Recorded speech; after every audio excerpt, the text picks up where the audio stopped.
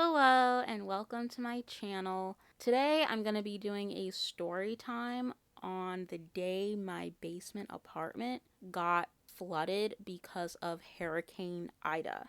I just moved into this basement bedroom 3 weeks prior before New York City got an extreme rainfall from Hurricane Ida. I remember getting an alert on my phone hours before about a flood warning, and I didn't take it seriously. I've never experienced a flooding, and I'm always hearing about states like Louisiana or Texas getting lots of flooding. And I'm always like, that's never gonna happen to me. I ain't worried about that. That has nothing to do with me. I got other things to worry about. So around 7:30 that night, I order food and take a shower, and I end up going to bed around 8:30 right after eating. I was asleep for maybe 30 or 45 minutes before being awakened by a gurgling sound that was coming from the side of the room where the bathroom is. My bedroom has a private full bath. The room itself has a lot of pipes that make a lot of noise, so I didn't think much of the gurgling noise since the room is always making weird noises. So I go back to sleep for maybe 5 or 10 minutes before waking up again to this gurgling noise. And I almost ignored it again because I'm so tired. But something told me to get up and turn on the lights and check it out. So I get out of bed and I turn on the light and I go to the bathroom and the whole floor is covered in water. I don't even know where the water is coming from at first, and I don't even know what to think. At first, I was like, did I leave the shower on or the sink? Was I being a dumbass? And then I noticed the water's pumping from the floor. There's a small hole on the toilet near the floor where the water was shooting out from. So I'm panicking. I'm grabbing my laptop to make sure it doesn't get wet because the water is pouring out of the bathroom and coming into the bedroom. And my cat is frightened and she runs away to get away from the water. She's hiding. I'm grabbing my stuff and taking it upstairs, and within seconds, the whole floor is covered with water. It was so freaking disgusting. And I was barefoot. I grab all my important stuff and my cat and take it upstairs to the living room. I had to use the bathroom upstairs. It was just a freaking mess. I was like, there's no way I'm going to be able to spend another night here. I'm going to have to find somewhere else to move. So yeah, I texted the host saying the room had flooded. He calls me back maybe 10 minutes later.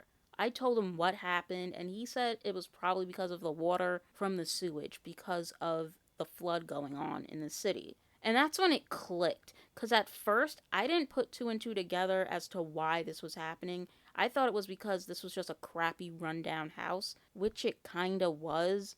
It's a stable home that could use a woman's touch and use a makeover, but it's very obvious that the homeowner likes to cut corners to save money. Like, if it ain't broke, he's not gonna fix it. I'm on my phone with the host, and I'm not really liking his tone. He seems very nonchalant and not taking it seriously, and he goes, well, I can come in a couple of hours, or I could come in the morning. And then he says, oh, I'm sorry you have to go through this and the inconvenience. And he's very emotionless and monotone. And by his tone of voice, it was clear he didn't want to come now. He would rather relax and come in the morning, which I thought was fucking weird. Like, your house is flooding. Does he not care about mold? And I'm telling him I'd rather him come now, because where the heck am I supposed to sleep? In the living room? And all my stuff is in garbage bags because I had to pack everything very quickly while the other two roommates passed me by. And of course, I didn't tell him all that, but I make it clear by my voice that I want him to come now. And he sounds slightly irritated, like he doesn't feel like coming. And that's when I really start to panic. Like, oh my god, this guy's a douchebag. Like, where the heck am I supposed to live now? And this wasn't the first time I spoke with him on the phone. The first time I did was when I did a self-check-in, and he seemed really mean and impatient then, which surprised me because he seemed fine through messaging After I get off the phone with him, I'm scrambling, trying to find a new place to stay. I could only find one place that was affordable and pet friendly. It was basically the same price as my current Airbnb, but it was much smaller and had no TV. It was the size of a walk in closet with limited storage space. And I have a lot of stuff, which really pissed me off because I lucked out in finding my current booking in this basement. It was almost like living in a studio minus the kitchen. I have to share the kitchen with other roommates. But now I might be forced to move into an overpriced closet in Washington Heights. So the neighborhood was going to be crappy. And by crappy, I mean I don't like the types of people that live there. I feel more welcomed in my current neighborhood. So the neighborhood was going to be a downgrade because I was most likely going to experience more racism given the demographic if I was forced to move. And plus, the room was going to be smaller. It was just, my mind was going a mile a minute. And I was even thinking of moving back in with my mom. Like, I really did not know where I was going to be able to stay at because I can't afford a hotel.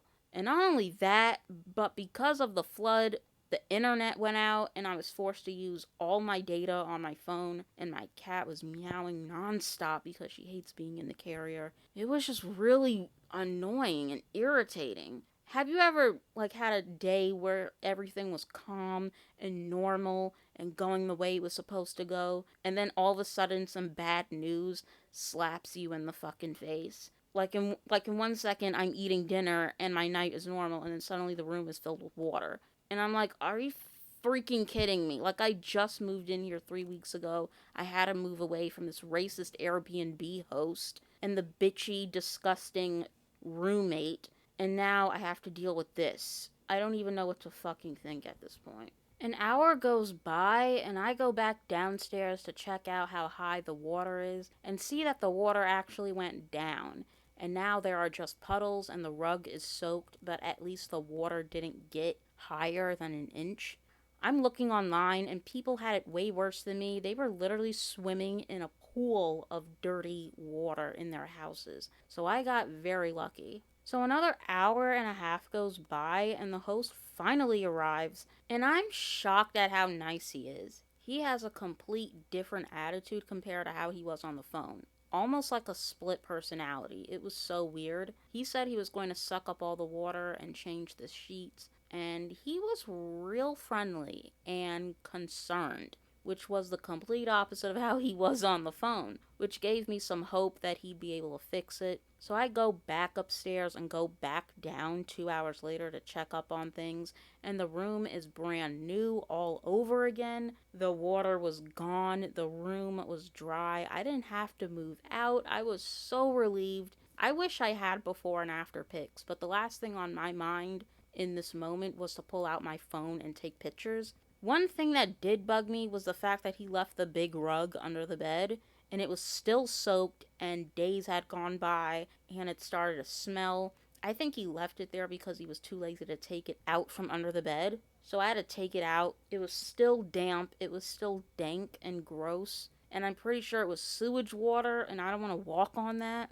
And when I picked the rug up, there was broken wood under it. So the host didn't even clean under the rug. But yeah, everything worked out. It was very traumatizing, and I have PTSD. And every time it rains, I get nervous. And it was a very humbling experience. It made me grateful for what I have and have not experienced. I will definitely take flood warnings seriously from now on, and you should too.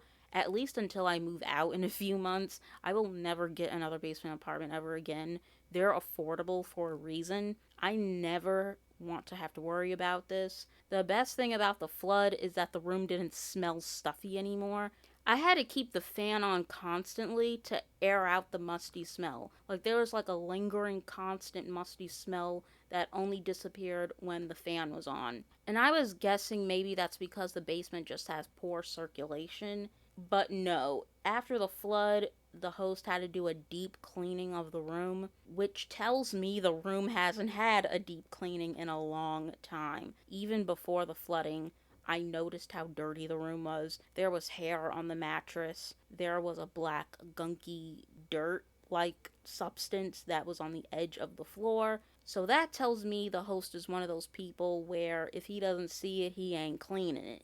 And you know what he did with the big dank rug that I removed from my room? He put it in the living room. So I think that's just his standards on cleanliness. The biggest reason why I even got this room was because of the private bathroom, and after moving in, I'm grossed out by the bathroom. The toilet seat is broken. I'm not sure if the tub is clogged because whenever I take a shower, a puddle forms around my feet, which is nasty. So I can't even enjoy showers anymore.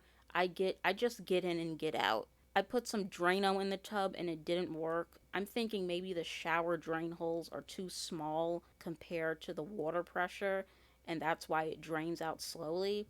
I can't wait to move out of here. Hopefully, I can find another place in the neighborhood because I do like the neighborhood, but I don't like living here.